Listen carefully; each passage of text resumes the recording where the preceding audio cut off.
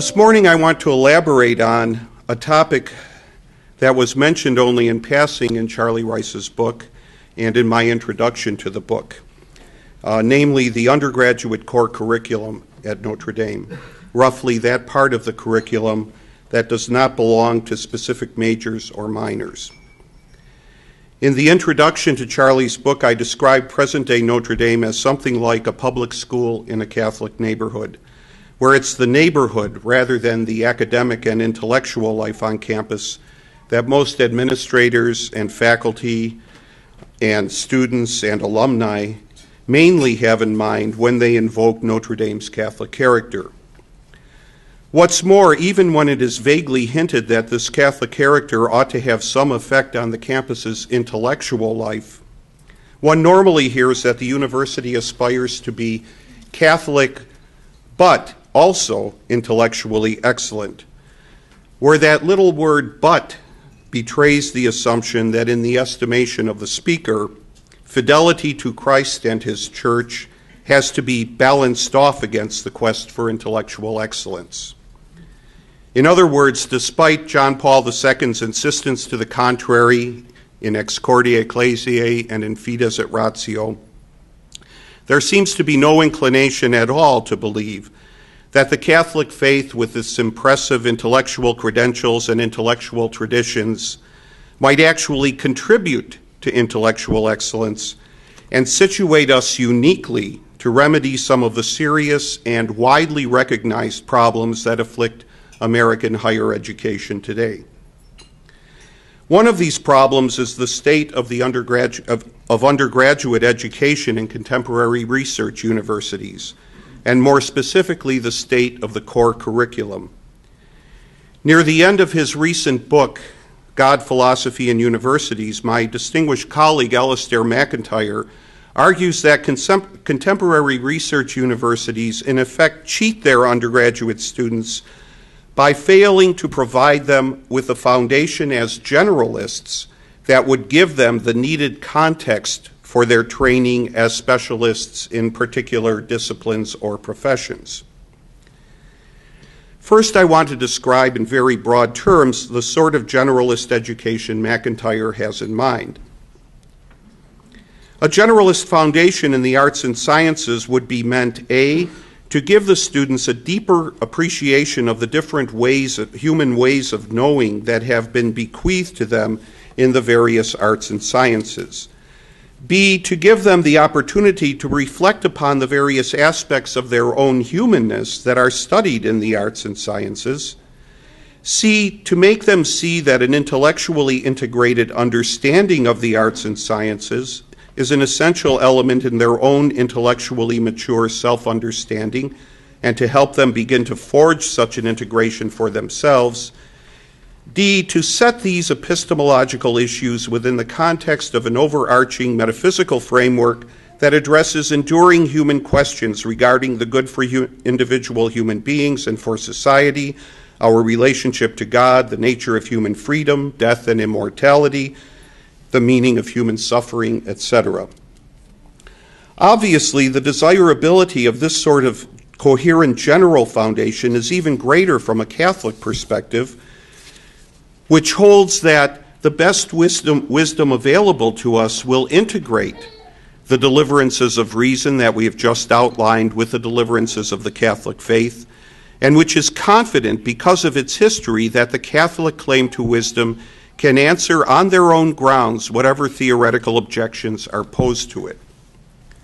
One simple way to sum up this sort of generalist education from a Catholic perspective would be to say that its aim is to produce intellectually mature Catholics, and that in combination with the more specialized training that a student receives within the university, its aim is to produce intellectually mature Catholic natural scientists, social scientists, historians, writers, sculptors, painters, literary experts, philosophers, theologians, doctors, lawyers, journalists, entrepreneurs, financiers, engineers, architects, and if I left you out, whatever it is you do.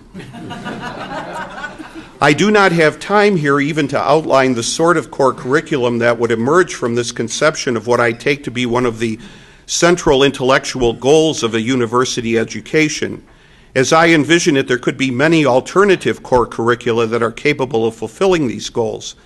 But within any given university, this core ensures that students are at some point in their undergraduate career thinking about a common set of important intellectual issues and reading a common set of worthwhile books. This in itself could have a positive effect on the intellectual atmosphere of dorm life, but that's a whole different topic.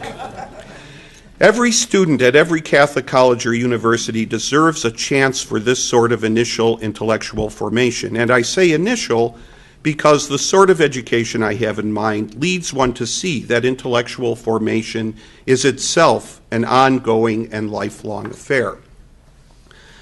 Unfortunately, at Notre Dame, we really don't at present have anything like a core curriculum of the sort I've just pointed to, a claim that McIntyre argued for quite trenchantly at a recent public symposium that also featured the president of the university and the dean of the College of Arts and Letters, who did not have great responses.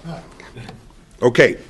Nor do we have a well thought out and coherent set of general intellectual goals like those set out above for undergraduate education.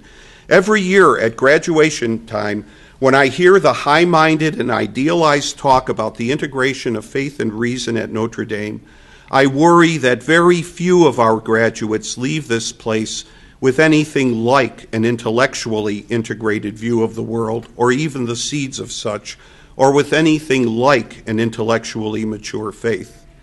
In this regard, we're just like a lot of other schools, both religious and secular, and especially like other research universities.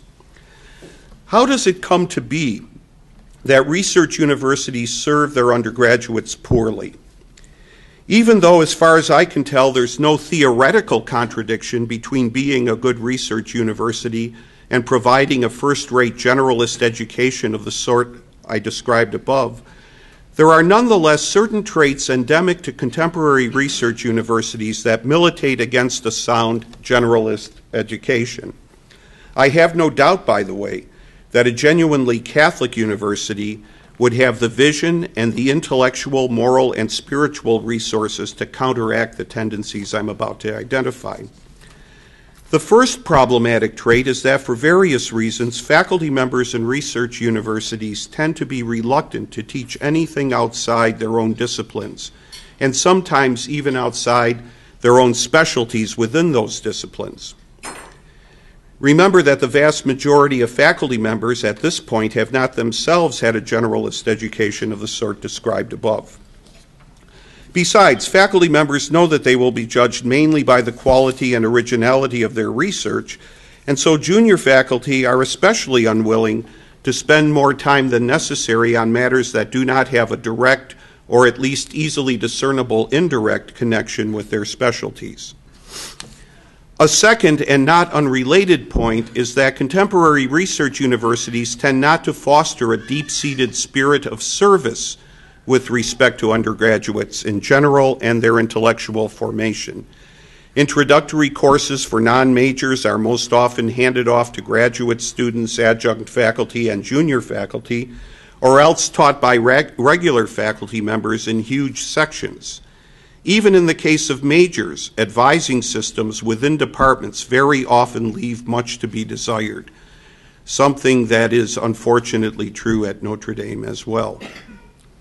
I served for 8 years as Director of Undergraduate Studies in Philosophy. I know what I'm talking about on this score.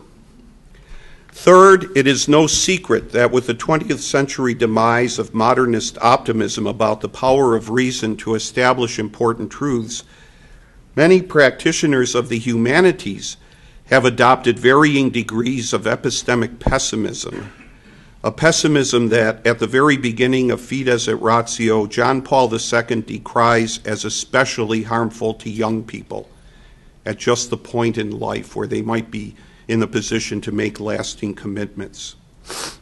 Because of this, there is little agreement among faculty members about what the best sort of generalist education would even consist in. Hence, faculty members tend to be satisfied with a core curriculum like the one at Notre Dame which has degenerated into a disjointed set of course distribution requirements which are guided by no comprehensive conception of what an educated Catholic college graduate should know, and which are such that they can be satisfied by a wide variety of uncoordinated and unrelated courses that may or may not touch on important issues of the sort I mentioned above. Even introductory courses in philosophy vary greatly in content from one section to another. For instance, it is easily possible for a student to go through 4 years at Notre Dame without ever having read a single Platonic dialogue or a single line of Thomas Aquinas.